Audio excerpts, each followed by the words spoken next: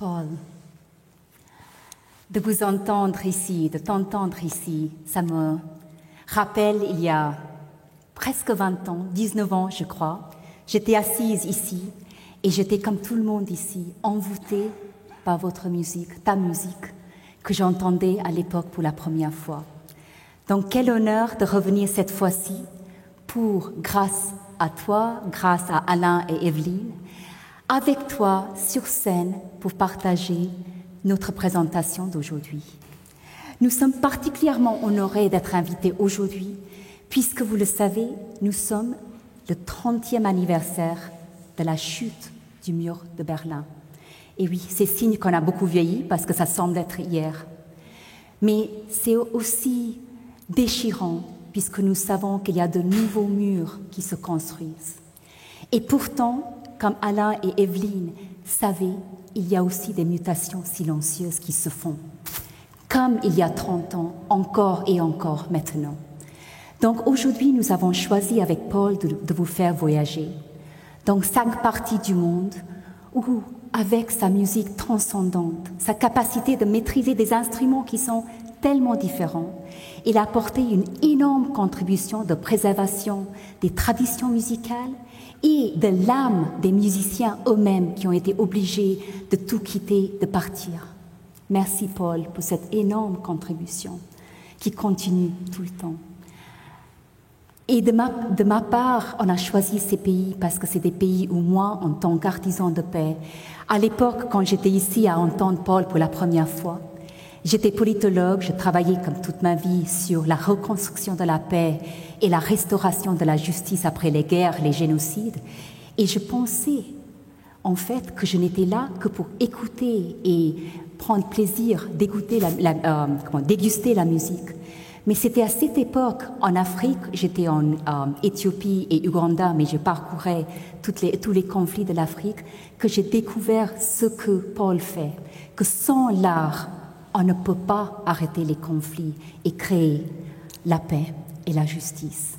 Donc, je vous partage 5 histoires seulement, des centaines d'histoires, des personnages, des personnes vraies. J'ai pris aujourd'hui leurs photos pour qu'ils soient vraiment ici avec nous, qu'ils soient décédés ou en vie, qui ont profondément touché ma vie et qui nous montrent que partout où nous avons des murs, nous avons aussi des jardins en construction.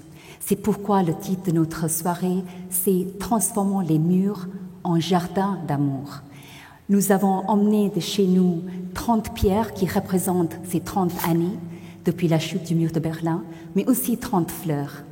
Et pour nous mettre dans le vif du sujet, en plus, nous avons avec nous professeur Alexander Schiffer qui nous offre un poème dédié à ce thème. Il est le fondateur de Transform Center for Integral Development, le Centre Transform pour le développement intègre, mais en même temps, il est aussi cofondateur avec moi de Home for Humanity, l'homme pour l'humanité dans le département de l'Ain, et le meilleur de tout ça, il est mon mari. Donc, j'invite Alexander pour nous offrir un poème pour nous lancer dans cette thématique.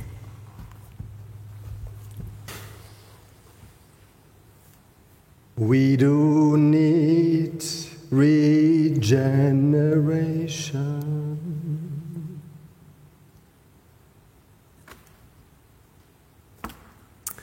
We do need regeneration. We don't need more self-control.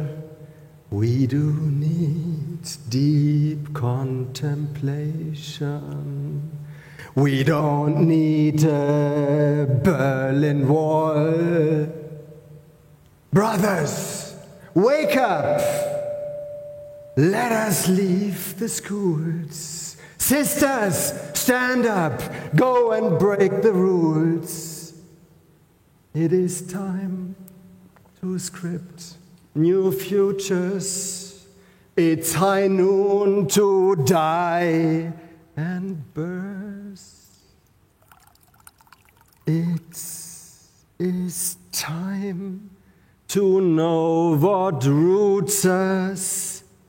It's for us to love our earth.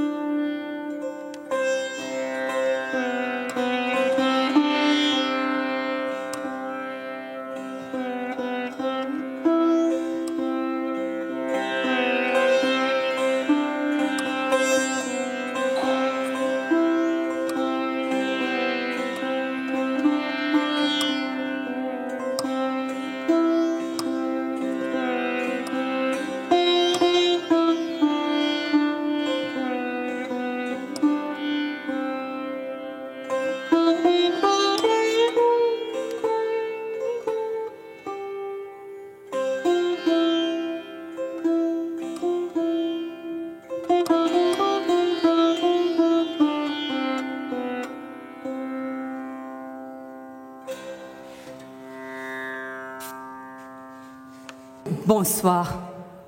Ou plutôt, si je peux utiliser ma salutation préférée, comme dirait M. Alain Chevillard, Namasté. Namasté. Je salue le divin en chacun de vous. Si vous saviez mon bonheur, le jour, il y a 30 ans, quand ce mur est tombé. Puisque vous savez, d'abord je me présente. Je m'appelle professeur Hans-Peter Duhr. Je ne sais pas si je me présente comme scientifique nucléaire ou plutôt comme philosophe. Vous savez, j'ai rêvé de ce jour depuis mon tout petit âge, puisque je suis née juste au moment de la Deuxième Guerre mondiale. Quand la guerre s'est éclatée en Allemagne, mon père s'est suicidé parce qu'il savait que notre pays perdrait leur âme dans cette sale guerre avec les nazis. Quand j'avais 14 ans, la faillite était sûre et pourtant les nazis nous ont forcé, les enfants, à prendre les vieilles mitrailleuses pour chasser l'ennemi. Quelle honte! À 17 ans, les Américains ont libéré notre pays et je me trouvais prisonnier de guerre. Mais les Américains étaient miséricordieux. J'ai reçu une bourse pour aller poursuivre mes études de doctorat aux États-Unis, à Berkeley. Mais quand mes professeurs ont décidé de poursuivre plutôt le projet de Manhattan pour créer la bombe nucléaire, j'ai dit non. Je suis venue ici pour poursuivre ma passion de comprendre la matière. Je sais, ayant grandi dans la guerre, qu'une bombe ne peut pas arrêter la guerre. Elle ne peut pas la prévenir, elle ne peut que la provoquer. Non. Alors je suis revenue en Allemagne. J'ai travaillé avec Werner Heisenberg. Vous savez comment on trouvait des solutions à nos plus grandes problématiques de physique nucléaire. Ce n'était pas dans les laboratoires. Vous savez, les gens pensent que c'est en tenant les choses comme ça qu'on va avoir la certitude. Ah non, non, non. Nous, on allait marcher dans la nature. On racontait des histoires. Et c'est comme ça qu'on savait que la vérité descendait en nous et on trouvait des solutions. J'étais directeur de l'Institut Max Planck pendant longtemps. Mais pendant toute ma vie, j'ai essayé de convaincre mon gouvernement et les autres gouvernements. On n'a pas besoin des ministères de défense. On a besoin des ministères de la paix. On a besoin d'apprendre à nos enfants, pas d'aller faire le service militaire, mais comment construire la paix et faire la médiation des conflits. Puisque ce que j'ai compris, je vous dirai juste 2 choses. Après avoir étudié la matière pendant 40 ans, qu'est-ce que j'ai découvert, dites-moi? Que la matière n'existe pas. Que tout ce qui existe, c'est la conscience qui est là tout le temps, partout. Et la deuxième chose, que la nature de la réalité, c'est comme la danse. Et oui, c'est ma femme Sue qui m'a appris à danser. Quand je suis arrivée aux États-Unis, j'étais toute timide. Mais elle m'a montré comment on peut partir d'une jambe, lever le pied, sans savoir où on va la poser. Et c'est en la posant qu'on trouve les réponses. C'est comme ça la vie, comme une danse. Et c'est pourquoi aujourd'hui, je me réjouis que cela fait 30 ans que nous n'ayons plus de murs et que les jardins d'amour se construisent partout. En silence. En silence. Namasté.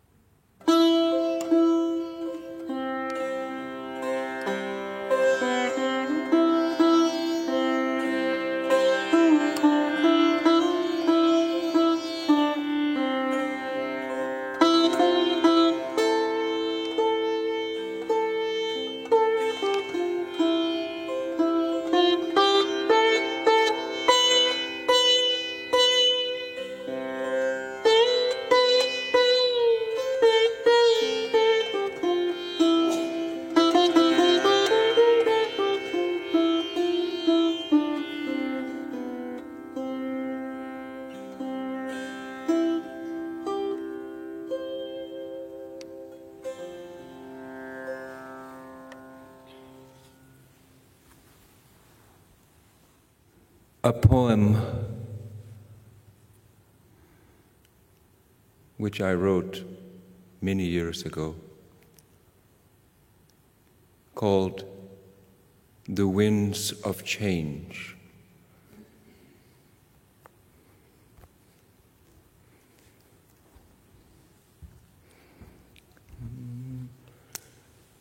The winds of change, they have blown open the windows of your soul.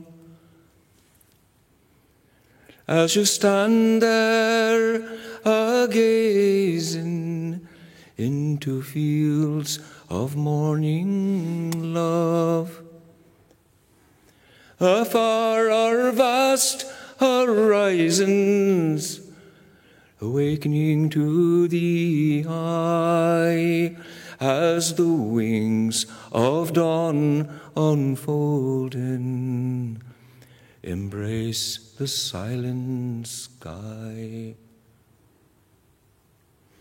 You know the wheels of time, they keep a-turning as the seasons come and go, and the hand of fate keeps recording each movement high and low.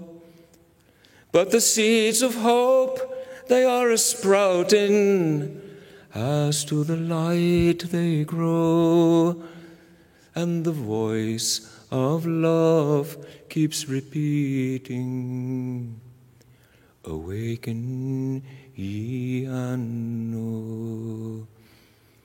La la la la la, la la la la la, la la la la, la la la la la la, la la la la la la la, la la la la la la la. And the voice of love keeps repeating, awaken ye and know. Awaken ye and know.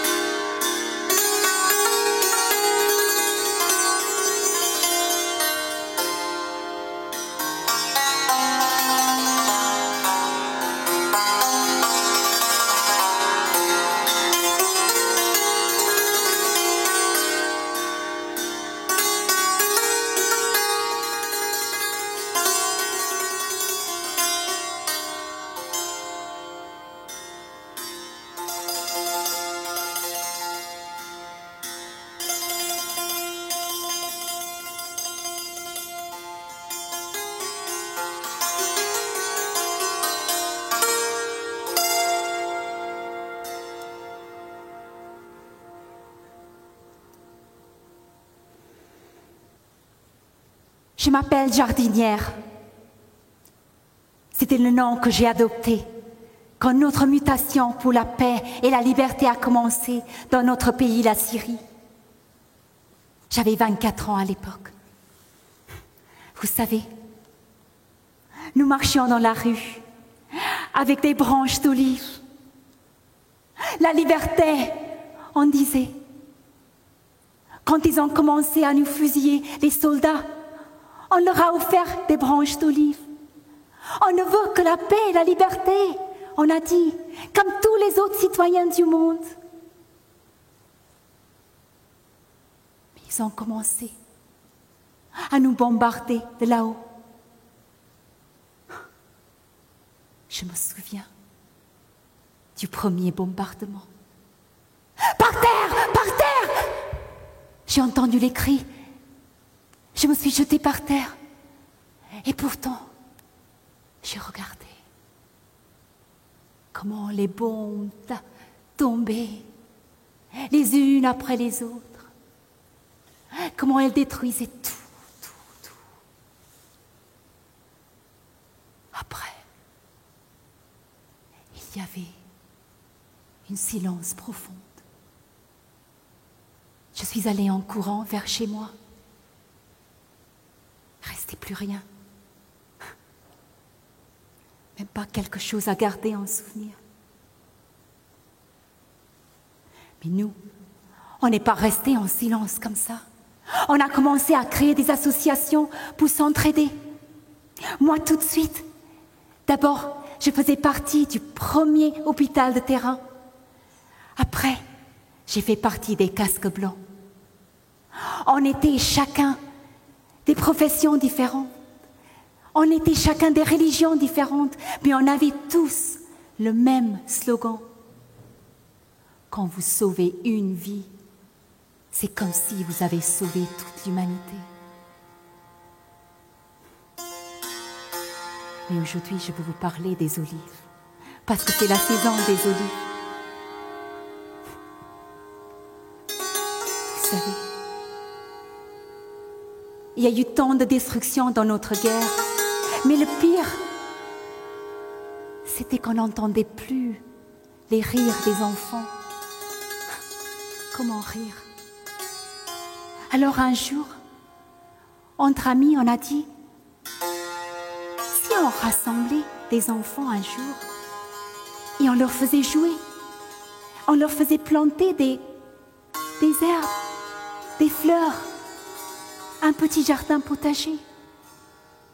Cet après-midi, entendre les rires des enfants, c'était comme si on vivait de nouveau.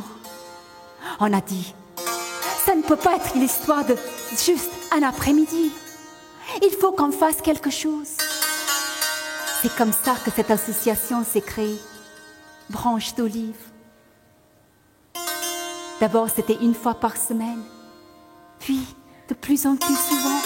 Et ça s'est propagé dans d'autres villes, même dans les camps de réfugiés, que les enfants se réunissaient. Et pendant quelques heures, ils dessinaient, ils jouaient, et surtout, ils plantaient. Oui, ils plantaient des jardins d'espoir. Vous savez, cette guerre qui s'éternise est terrible. Mais on a appris une chose. Il y a un esprit civique. Chaque jour, de nouvelles associations se créent. Mais ce n'est pas comme avant. Nous travaillons tous ensemble, pas les uns contre les autres. Parce que maintenant, nous avons tous le même objectif. Nous sommes tous liés les uns aux autres. Nous sommes tous unis. Oui. Les branches d'olive.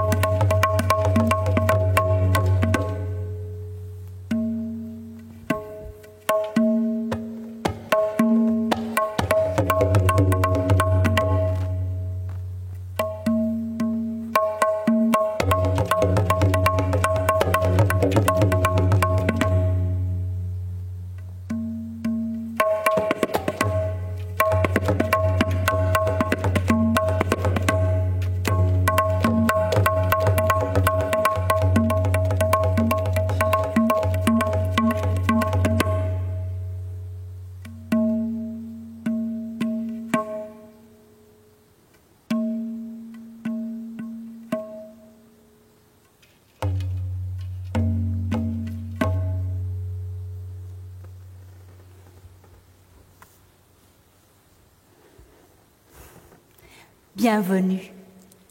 Bienvenue dans le musée du mémorial de Murambi, au Rwanda. Je suis votre guide aujourd'hui. Je m'appelle Wendy. Venez. Il y a beaucoup de salles ici, puisque avant, c'était une école. Oui, une école normale pour les professeurs et les enseignants. N'allez pas là, on passe par ici. Non, pas là. C'est ici. Qu'il m'a poussée. Il a pris mon visage. Il a dit, regardez, regardez. Elle n'est pas Tutsi. Elle est Hutu. Regardez son nez. Et puis, il m'a poussée. Il m'a dit, cours, va vite, va vite. Sauve-toi avec notre bébé. Ne meurs pas ici avec nous. Va-t'en. Je ne voulais pas partir. Je ne voulais pas quitter mon mari et nos 2 fils. Mais comme il m'a poussée, je suis allée avec mon bébé sur mon dos. Ils avaient déjà massacré tant de monde ici. Et pourtant, nous étions venus ici puisqu'ils nous ont dit qu'on serait en sécurité.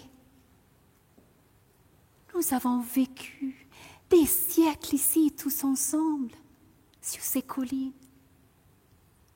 Nous étions tous mélangés comme nos fils. Pourtant alors cette tuerie. Je ne voulais pas courir. Je voulais rester blottie contre mon mari et mes enfants. Qu'ils nous tuent ensemble s'ils veulent. Mais je l'ai fait. J'ai couru autant que je pouvais avec mon bébé sur le dos. J'ai passé des jours difficiles, mais dès la fin du génocide, je suis revenue ici. Et dès qu'ils ont ouvert nos musées, je suis venue travailler ici. Je veille sur eux, sur tous les 50 000 qui sont morts ici, sur tous les milliards qui sont morts partout dans notre pays et les autres pays de l'Afrique. Non, je ne sais pas. Sur ces 50 000 squelettes dans chaque classe, lesquels appartiennent à ma famille. Et pourtant, chaque jour je viens, j'ouvre chaque pièce et je dis, Célestin, mon amour, tu es là? Don de Dieu, mon grand, es-tu là? Favori, mon petit, c'est bien toi. Non, je ne sais pas où ils sont. Mais j'ai veillé sur eux et sur ma fille divine. Elle a 25 ans maintenant. Regardez-la. Elle était toujours première en classe. Et maintenant, elle a un bon travail et elle vit bien dans la vie. J'ai cueilli ces fleurs pour elle. C'est notre fleur nationale et c'est ses fleurs préférées. Oui, je vais rester ici, sur ces collines, avec ces squelettes, à planter des fleurs, à se souvenir et à prévenir que ça n'arrive plus jamais. Merci de votre visite.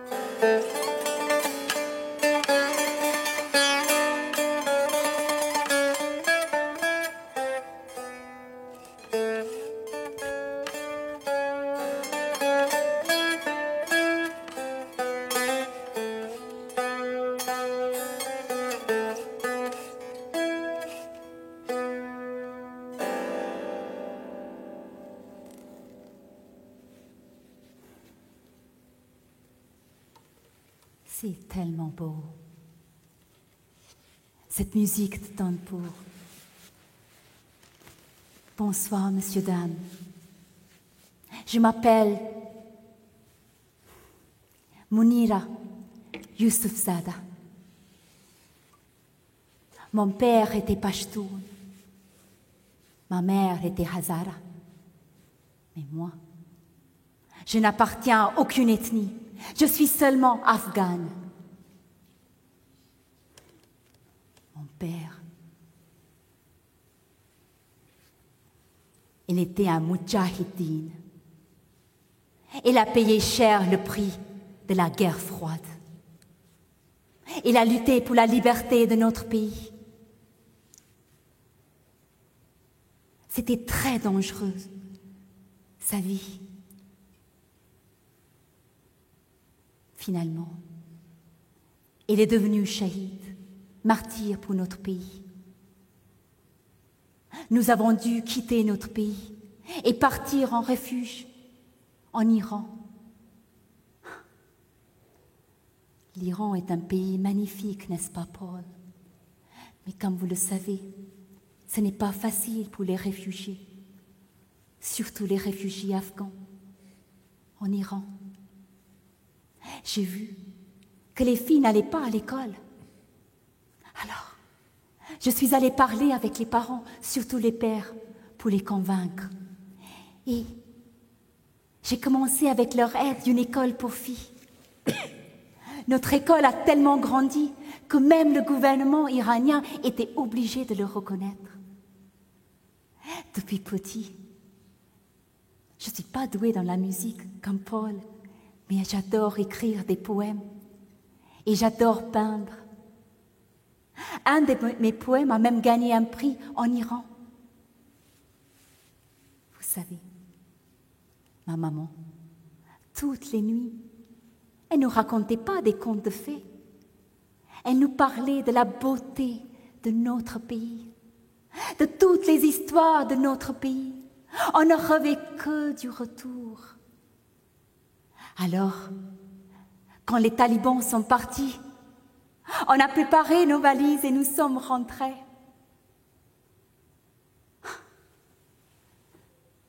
Mais quand je suis retournée ici, tout ce que j'ai vu, c'était des ruines. Il n'y avait plus rien. Mais ça, c'était le paradis dont maman nous parlait.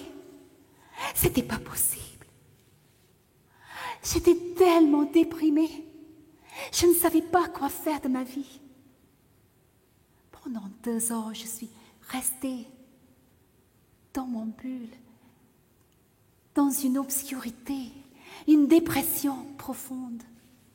Comment contribuer? Quoi faire? Finalement, je me suis dit, il fallait que j'aille de l'avant, que j'aille contribuer ce que j'aime le plus dans la vie. Ce qui m'est le plus important, c'est 3 choses. C'est l'art, c'est l'éthique et c'est la politique. J'ai créé une association pour les artistes femmes.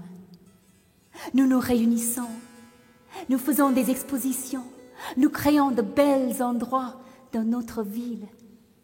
Nous avons tellement d'idées pour rendre la beauté dans notre pays.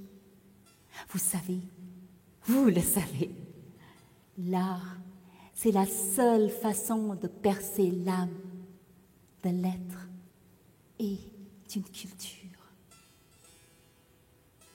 Deuxièmement, c'est l'éthique. Pour moi, le plus important, c'est la compassion. Alors, de tous mes projets, mon préféré, c'est un projet où je vais à l'encontre des enfants dans les rues. Il y en a de plus en plus chaque jour. Je vais avec du papier et du coloriage et je leur demande de mettre leur nom et leurs rêves sur du papier. J'en ai déjà rencontré 650 de ces enfants. Je ne vais pas arrêter ce projet. parce que je voudrais que ces enfants aient un avenir différent de ceux du Taliban. Mais le troisième, c'est la politique. Il fallait que j'entre dans la politique. Donc au départ, je suis allée dans le directorat de la gouvernance locale. Avec ce travail, je peux aller dans chaque province pour rencontrer des gens ordinaires dont la vie a été déchirée par la guerre. Et je peux leur dire, dites-moi ce qui vous est arrivé, ce que vous avez perdu. Dites-moi ce dont vous avez besoin. Et je traduis leurs besoins à la politique de notre directorat. Vous savez, ma professeure, Madame Mani, ne le sait pas encore. Elle a découvert qu'aujourd'hui, elle a toujours cru en moi. Eh bien, au bout de 10 ans dans le directorat, j'étais nommée gouverneur député de Kaboul. Et l'année dernière, je suis devenue la première femme députée ministre de la Défense de l'Afghanistan. Mais même avec cette position, je n'oublierai jamais les 3 points clés qui vont ensemble. L'art, l'éthique, surtout de la compassion, et la politique, où c'est local qui décide ce que fait le centre.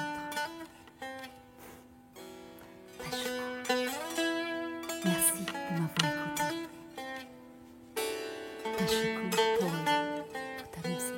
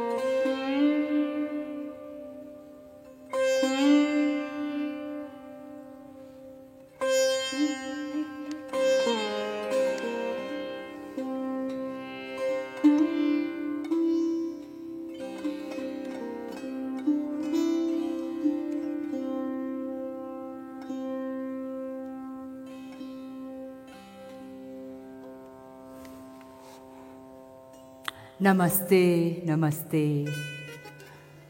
Ou comme ma grande amie Liliane m'a pris, bonsoir, bonsoir. Paul, chaque fois que je vous entends jouer, my God, maestro, oustad, c'est बहुत बढ़िया. Moi, c'est Swami Agnivesh. Vous savez, j'avais 9 ans quand mon père est décédé. Du jour au lendemain, j'ai vu comment ma mère, qui était respectée comme la femme aînée de la famille, du jour au lendemain, elle est devenue l'esclave de tous. Pourquoi? Puisqu'elle était veuve. Oui, elle n'avait plus droit de porter son sari. Elle devait se vêtir dans un petit tissu blanc, même sans blouson. C'est depuis ce jour-là qui est né dans mon cœur 2 choses. La première, c'est une révérence pour les femmes, de lutter toute ma vie pour le respect des femmes. Et la deuxième, c'est de poser des questions sur cette religion qui peut permettre cela. Je suis née dans une famille brahmane et j'ai vu de mes propres yeux comment les soi-disant brahmanes devaient traiter les autres, surtout les intouchables. Moi, je ne pouvais pas supporter cela. C'est pourquoi, quand je posais des questions à mes aînés, pourquoi est-ce qu'on fait ça aussi? Ils disaient, oh, ça, c'est Dieu qui nous l'a dit. C'est comme ça depuis toujours. Cela ne me satisfaisait pas. C'est pourquoi, quand j'ai découvert le mouvement de réforme Arya Samaj, qui posait toutes sortes de questions, qui considérait que les hommes et les femmes, toutes les castes, toutes les religions, tout être humain étaient égaux, unis. J'ai quitté le brahmanisme pour faire partie de Arya Samaj. J'ai poursuivi mes études. Je suis devenue professeure de management à Calcutta, dans l'université St. Stephen's. Mais à l'âge de 28 ans, j'ai pris la voie de la rénonciation pour vraiment lutter pour la justice. Et oui, j'ai quitté mon nom, ma propriété, ma famille, mes biens, pour porter seulement du safran et ce nom Agnivesh. Ma pauvre maman, enfin elle était installée dans la vie avec moi et elle pouvait être loin de sa famille qui l'a maltraitée. Elle a dit, qu'est-ce que je vais devenir?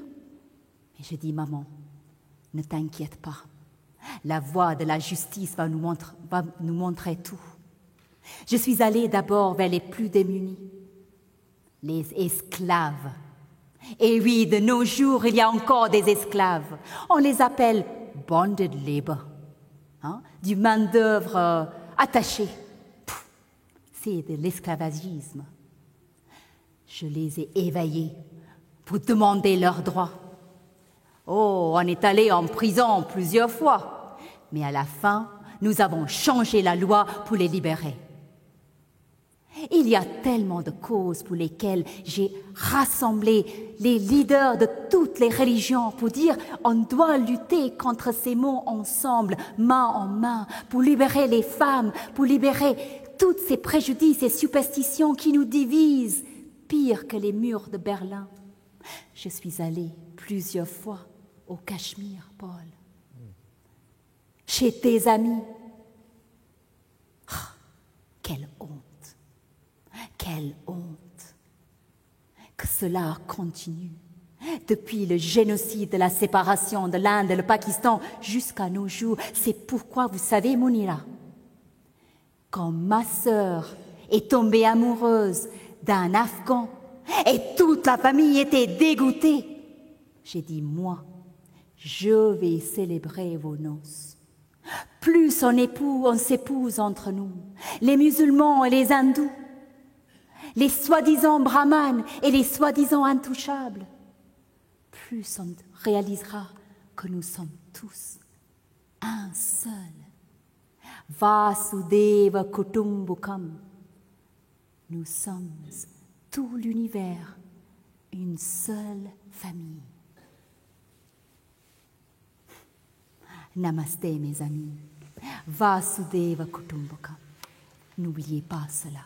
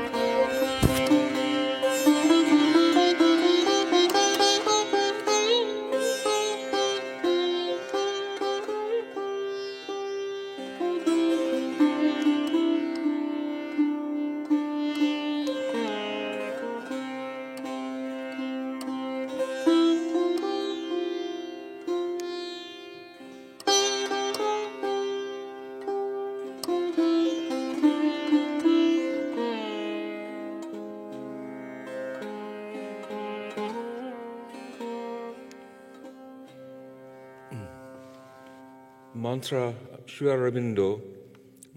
Tout à l'heure, on a vu un superbe film très touchant sur la vision de la mère et Sri Aurobindo, Auroville. Et je vais chanter le mantra préféré de Sri Aurobindo à la mère divine. Om Anandamayi, Chaitanyamayi, Satyamayi, Parame. Ô Mère, ô grand-mère divine, ô Mère de joie,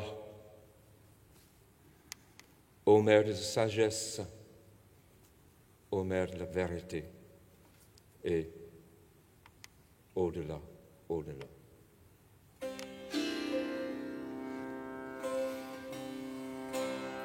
Anandamayi, Chaitanyamayi, Satyamayi, Parame. Anandamayi, Chaitanyamayi, Satyamayi, Parame. Anandamayi, Chaitanyamayi, Satyamayi, Parame. Anandamayi, Chaitanyamayi, Satyamayi, Parame. Anandamayi, Chaitanyamayi, Satyamayi, Parame.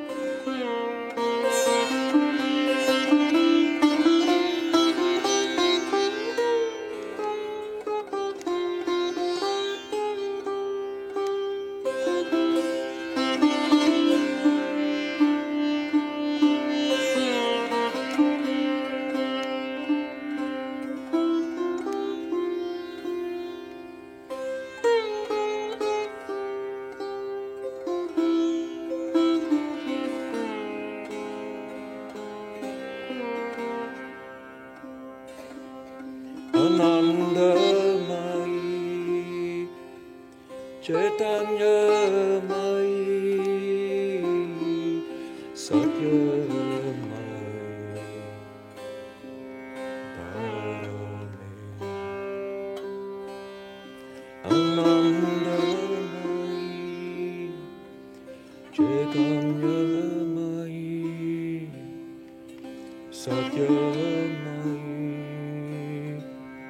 Dharane, Anandamai, Chaitanyamai,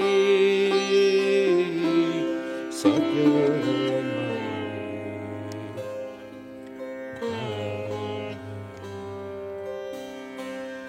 Dharane,